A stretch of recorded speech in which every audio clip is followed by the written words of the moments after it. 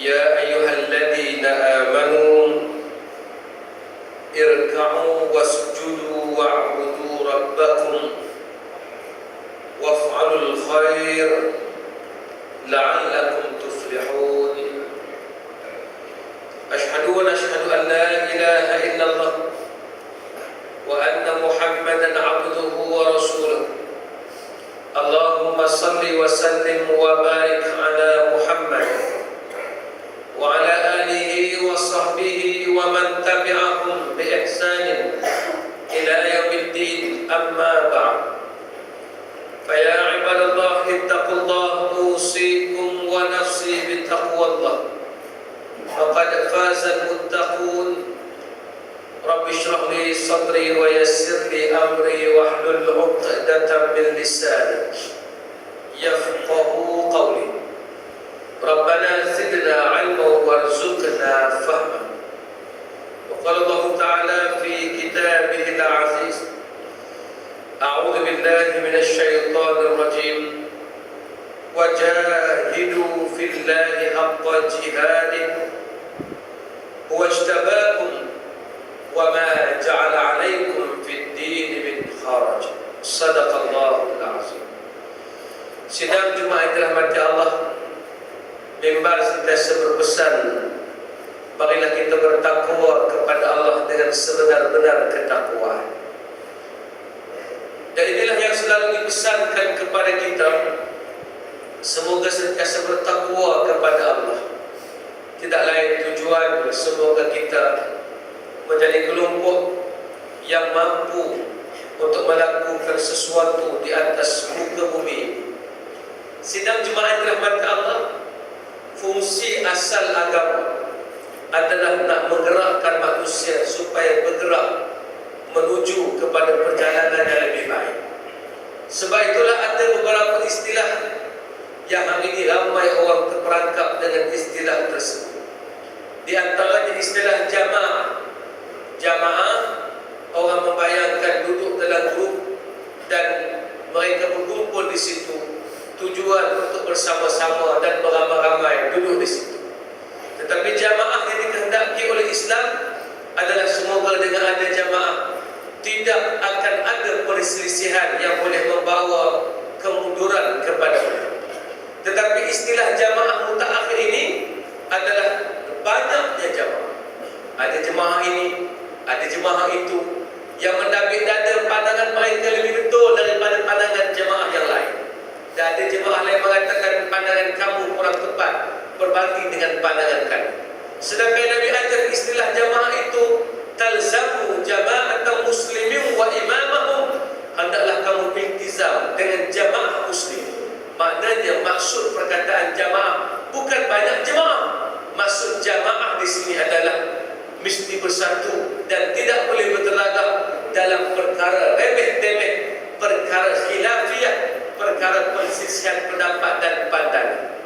Yang kedua, orang salah faham terhadap tafsiran harakah Islamiyah. Karena setelah ada jamaah, mesti ada pergerakan, mesti ada movement, mesti ada tujuan untuk menarik orang supaya kembali kepada Allah. Persoalan hari ini, bila orang faham harakah, orang memahami harakah itu adalah parti politik, maka semua orang asyik melakukan kerja politik, terlupa kerja Islam yang asal, terlupa untuk menarik mereka kembali kepada agama Allah, hanya berbincang soal kemenangan atau kekalahan dari segi soal politik. Sebab itulah kita kena betulkan istilah-istilah yang selalu salah ini. Dan ada orang mengatakan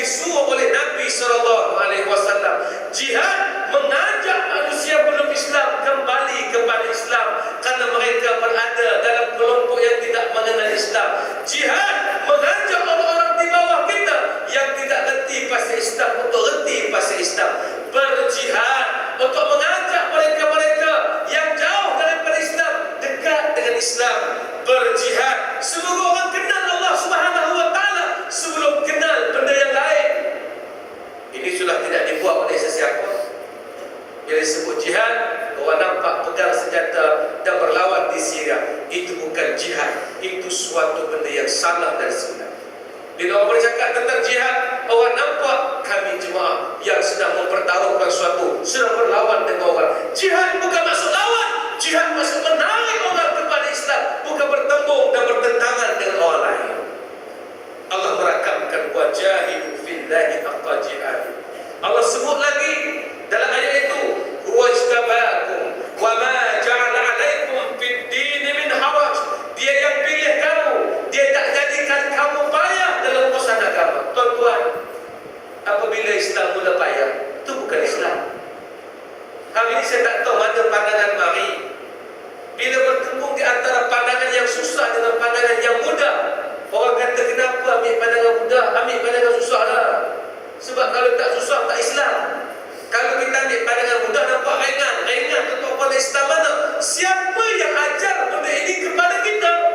Sedangkan Imam Al-Amadi menyebut, Imam Al-Amadi seorang ulama yang sangat hebat, menyebut satu perkataan, idza kana ahadul amrayn mubihan au nahiyan.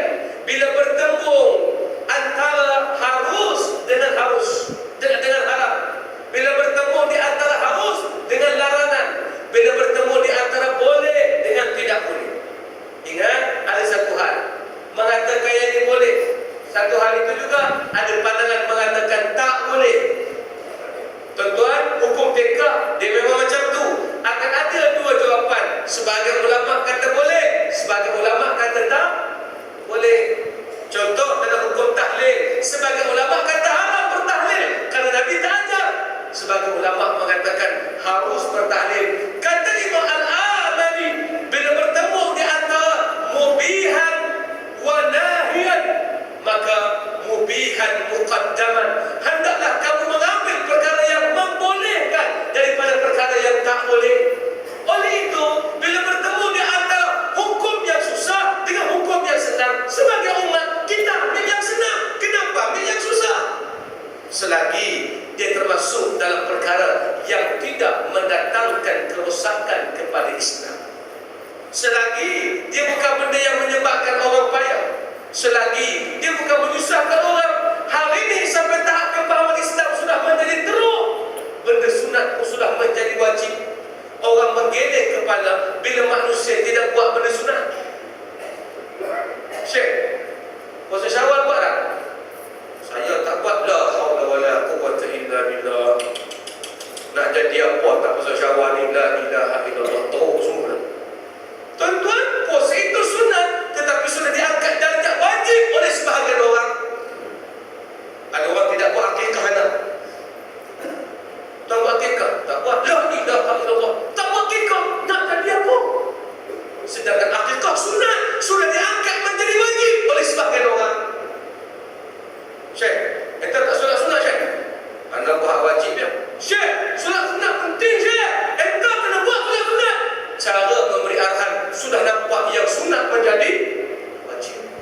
Tuan-tuan, siapa ajar kita hingga ke agama yang sepatutnya mudah menjadi payah? Wajtabakum wa ma ja'ala 'alaikum fid din min haraj. Allah tak pernah jadikan susah dalam urusan agama. Sebab tu akhir sekali menjarakkan kita dengan orang lain. Kita bercakap tentang amalan sunat yang banyak. Kita bercakap tentang amalan mendapat pahala. Kita tak bercakap pun tentang benda-benda wajib yang suruh, yang diperintah oleh Allah. Puasa sunat itu adalah sunat. Mengajar orang kepada Islam itu wajib. Berapa ramai yang tinggal amalan wajib kerana merebut amalan yang sunat. Ini kefahaman Islam yang sangat teruk di kalangan umat mutakhir ini. Kemudian Allah merakamkan dalam ayat ini, millata abikum Ibrahim wa sammakum muslimina min qabl wa fi hadha. Dia yang telah menjadikan kamu untuk beragama dengan agama Nabi Ibrahim, dan dia yang telah menamakan kamu dengan orang Islam. Sebelum ini kamu bernama Islam, dan selepas ini pun kamu tetap bernama Islam. Islam adalah memberi rahmat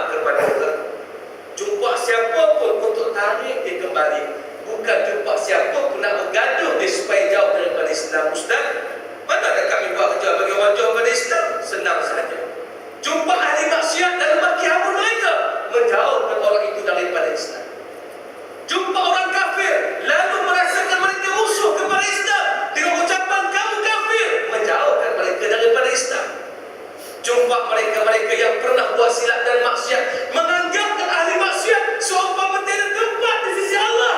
Ini merupakan orang yang tidak menjadi salim, tidak menjadi orang membawa rahmat dalam. Tuan-tuan, tolonglah kalau kita nak membawa Islam, bawalah yang diajar oleh Nabi SAW.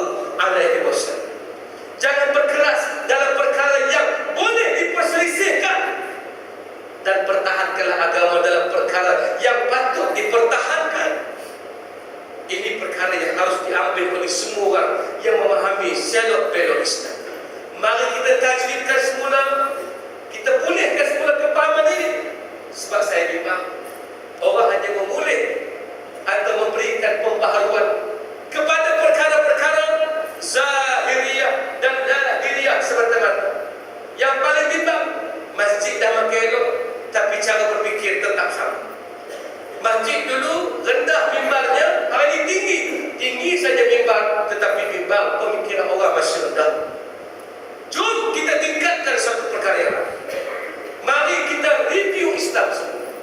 Para asatizah dan ustaz-ustaz yang mengajar manusia, tolonglah review Islam. Jangan hanya menggunakan kitab-kitab lama lalu diajar di zaman baharu tanpa ada ijtihad dan membuat review baru. Tuan-tuan, istilah yang lama dah tak sesuai untuk dipakai zaman sekarang. Tukarlah tuan-tuan. Nabi Muhammad penghulu kita. Nabi Muhammad bukan lagi penghulu untuk zaman mutakhir ini. Sebab penghulu sesuai kan dulu jawatan yang paling tinggi adalah penghulu. Mungkin Nabi Muhammad adalah presiden kita. Masih lagi guna perkataan Nabi Muhammad adalah penghulu kita. Tuan-tuan, agama tidak meningkat. Perkataan agama masih terikat dengan benda-benda lama. Ada orang bila nak melakukan suatu amalan, dia akan sebut sahaja aku sembahyang fardu maghrib 3 rakaat. Sahaja adalah perkataan dulu kerana tidak ada review daripada ulama mutakhir ni untuk memudahkan umat. Tuan-tuan, benda lain sudah menjadi simplify, sudah menjadi makin mudah. Tapi agama tetap maintain susahnya. Kenapa? Orang agama hanya mendiamkan diri, tidak melakukan perubahan. Datang mengajar, hanya mengajar, tapi tidak melakukan perubahan. Orang yang mendengar agama pula hanya mendengar agama, tapi tidak ada movement. Pergilah ke mana-mana masjid, ramai jemaah yang datang, tapi tidak ada peningkatan dari segi teknologi di tempatnya, dari segi usaha di tempatnya, peningkatan orang muda di tempatnya. Kita hanya menjadi kelompok yang mengeluh dan mengeluh. Siapa lah orang muda lagi tak mau masjid?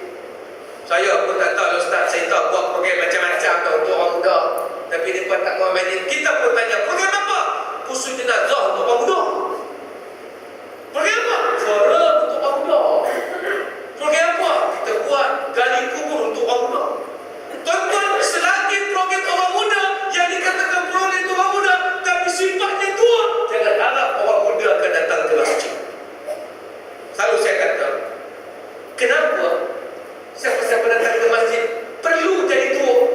Yang paling aku bimbang sekali, yang paling menakutkan adalah orang muda sudah memakai tongkat walaupun berusia 30 tahun. Kalau kononnya belajar Nabi pakai tongkat. Tolonglah saudara-saudara se-Islamku. Agama ini terlampau hebat. Agama ini boleh ditonjolkan. Kena ada satu perasaan baru. Aku nak bagi tahu orang agama ini yang terbaik. Dan aku akan pakai agama ini untuk terbaik. Jangan ambil agama untuk mati. Tolonglah tuan-tuan. Jangan hanya fikirkan agama untuk mati. Kenapa memang cik saya masa tak lama ada usia ni, masa nak nikah amalan saya ni. Tolonglah tuan-tuan. Jangan jadi kelompok yang datang beribadah kan tak fikir pasal mati. Agama ini Allah jadikan bukan untuk berfikir pasal mati semata-mata. Hebatnya Islam, mati pun dia fikir, hidup pun dia fikir. Siapa yang fikir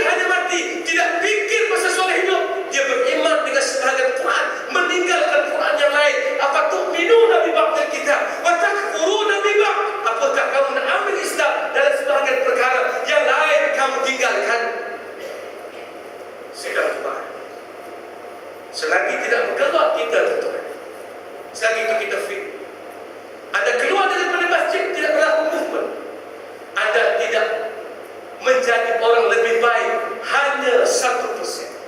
Tuan-tuan, Jepun bahas satu tanda, Kaizen, getting better 1%. Jadi baik 1%. Every day, buat 1% lebih baik tiap-tiap hari. Kita kekalkan maintain, duduk begitu, tidak apa-apa perubahan. Kalau dia orang-orang Jepun, umur 80 tahun, tidak berjogging, tidak berjalan, tidak buat benda, 85 tahun, dia sudah movement, dia sudah berjogging, dia sudah meningkat. Kerana dia ada falsafah, satu hari kita buat perkara lebih baik, hanya 1%. Tuan-tuan, siapa yang duduk diam? Mari masjid hendak tidur dia khutbah. Siapa yang jadikan masjid tempat kencing dan berak semata-mata? Siapa yang jadikan masjid hanya tempat untuk merehatkan lelah dia? Aku mari nak tidur, ustaz tu terkah pula donation. Kali itulah niat kita datang ke masjid. Pikir semula, tuan-tuan. Sebab kerja kita ada banyak benda yang harus kita buat. Ini tempat kita berkumpul. Saya pun tak nak buat masa berkhutbah kalau tidak ada movement. Saya nak orang berada depan saya, tolonglah move benda yang boleh menyebabkan lebih baik. Sebab kita nak go further, kita nak pergi lebih jauh, kita nak capai lebih jauh. Biar anak cucu kita melihat kitalah pembawa agama yang boleh menyampaikan agama sebagaimana diajar oleh Nabi SAW kepada kita. Dan marilah kita menjadi kelompok yang hadza liyakuna ar-rasulu syahidan alaikum. Ambil sungguh-sungguh contoh pada Nabi. Cuba cerita bila Nabi duduk masjid lama-lama. Cuba cerita bila Nabi hanya menguruskan masjid saja. Cuba cerita bila Nabi hanya duduk dan tidak buat apa-apa. Cuba cerita bila Nabi ketika umur 60 tahun sudah berhenti untuk melakukan pergerakan. Cuba cerita. Konon, ya Rasulullah, kami cinta padamu. Nak duduk tepimu bila kami mati nanti. Nak bersama denganmu. Cakap boleh cakap, tapi tak layak kerana seluruh perbuatan langsung tak menyamai Nabi SAW. Ketika umur 60 tahun, Nabi masih menggerakkan tentera untuk berjuang. Kita umur 60, dah fed up nak buat dunia. Duduk diam-diam saja, tak melakukan apa-apa. Macam mana nak duduk tepi Nabi SAW? Liyakuna Rasulullah alaikum syahidah wa takunu syuhada 'alan nas. Syarat ayat ini yang kita bacakan tadi, kamu pula menjadi contoh kepada orang lain. Tuan-tuan, cukup keluar daripada masjid ni, kawan lain yang buat kerjasama dengan kita, non-Muslim, tapi dia lebih baik pada kita. Kita patut malu bahawa aku telah merosakkan Islam kerana dia lebih baik daripada aku dalam kerja yang sama-sama aku buat. Tapi aku bercakap aku Muslim. Malulah untuk menjadi orang demikian. Mungkin khutbah kasar sikit hari ini, sesuailah dengan kepanasan yang sudah tidak ada, sesuailah dengan buku yang sudah tinggi, sesuailah dengan mimbar yang sudah meningkat tinggi. Kalau jatuh ni tu imam boleh pingsan. Dan marilah kita memperbaharui niat kita untuk menjadi Muslim yang lebih baik. Saya tidak rela mati sebagai Muslim yang tidak produktiviti, tidak melakukan apa-apa. Saya berikrar sebelum aku pejamkan mata, ada benda yang aku tinggalkan untuk umat, semoga umat boleh pakai. Demikianlah kita semua. Ada benda aku nak tinggalkan, semoga nanti setelah aku mati dia menjadi amanah untuk aku. Sebab mereka semua buat kerana aku berusaha, dan aku tak berhenti untuk buat benda ini. Kadang-kadang saya malu kepada orang yang sudah berusia tapi tetap bekerja. Sebutlah nama-nama Yahudi sikit. Orang Sanders buat KFC ketika umur 60 tahun.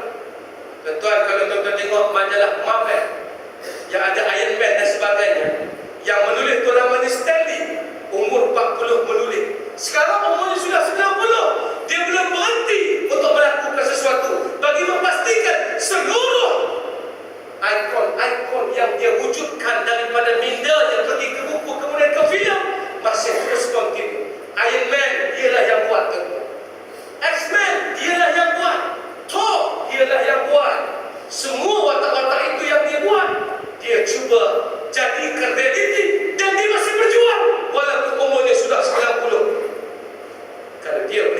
untuk sesuatu.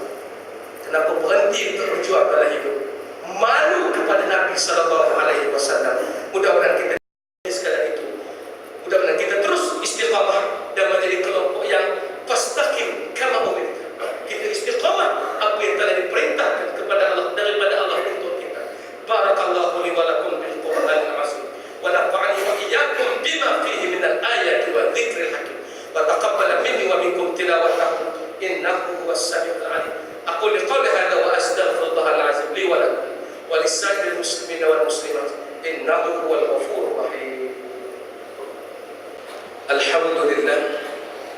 Alhamdulillah alladhi ja'alana minal muslimin wa razaqana minat thayyibat wa farada 'alaina bil jihad. Asyhadu an la ilaha illallah wahdahu la syarika lahu wa anna Muhammadan 'abduhu wa rasuluh. Allahumma shalli wa sallim wa barik 'ala Muhammad wa 'ala alihi wa sahbihi wa man tabi'ahu bi ihsan ila yaumil din. Amma ba'd. Fa ya ibadallah ittaqullaha faqad fazal muttaqun. Qala Allah Ta'ala inna Allaha wa malaikatahu yusalluna 'alan nabi ya ayyuhalladzina amanu sallu 'alaihi wa sallimu taslima. Allahumma shalli wa sallim ala sayyidil mursalin warḍallahu ma'an ashabihi wa qarabatihi wa azwajihi wa dhurriyyatihi ajma'in. Allahumma ighfir lil muslimina wal muslimat wal mu'minina wal mu'minat al ahya'i minhum wal amwat innaka sami'un qaribun mujibud da'wat wa ya qadiyal hajat. Allahumma inna nas'aluka wa natawassalu ilayka bi nabiyyikal amin wa nas'aluka bi asma'ikal husna wa sifatikal husna an tahfaza bi 'aini inayatika rabbani wa bi hifzi bi qaitika as-samdani jalalaka mantal mu'azzam sultan Syarafuddin Shah al-Hajj ibn al-marhum sultan Salahuddin Abdul Aziz al-Hajj fi amni wa salahi wa afiyatin bi manika wa karamika ya dzal jalali wal ikram. Ya Allah ya Tuhan kami, jadikanlah kepada dunia Maha Mulia Sultan Selangor sultan yang beriman, sultan yang membawa perubahan kepada Selangor ke arah yang lebih baik, sultan yang mampu untuk menjinakkan hati-hati seluruh warga Selangor dengan keimanan. Ya Allah, ya Allah ya Tuhan kami, jadikanlah juga kami kelompok yang bertakwa. Ya Allah, cukup-cukuplah kami hanya mengatakan Islam untuk mati. Biarlah kami merasakan pula Islam untuk hidup, karena kami nak bawa Islam untuk kehidupan. Ya Allah, karena kami masih lagi mau meneruskan, sebab dunia ini tempat perjuangan, akhirat tempat perbalasan. Janganlah kami hanya mengharapkan balasan, tetapi di dunia kami tidak bergerak untuk melakukan lebih baik. Ya Allah, bagilah kami mampu untuk bergerak lebih baik. Ya Allah, Rabbana hab lana min azwajina wa dhurriyyatina qurrata a'yun waj'alna lil muttaqina imama. Ya Allah, jadikan anak istri kami penyejuk mata hati kami, dan jadikan seluruh keluarga kami orang-orang yang bersama dengan Islam. Ya Allah, dan jadikanlah mereka kelompok yang menyumbang untuk Islam, bukan menunggu bantuan daripada Islam. Ya Allah, Rabbana atina fid dunya hasanah wa fil akhirati hasanah wa qina adzabannar. Ibadallah, innallaha ya'muru bil 'adli wal ihsan wa ita'i dzil qurba wa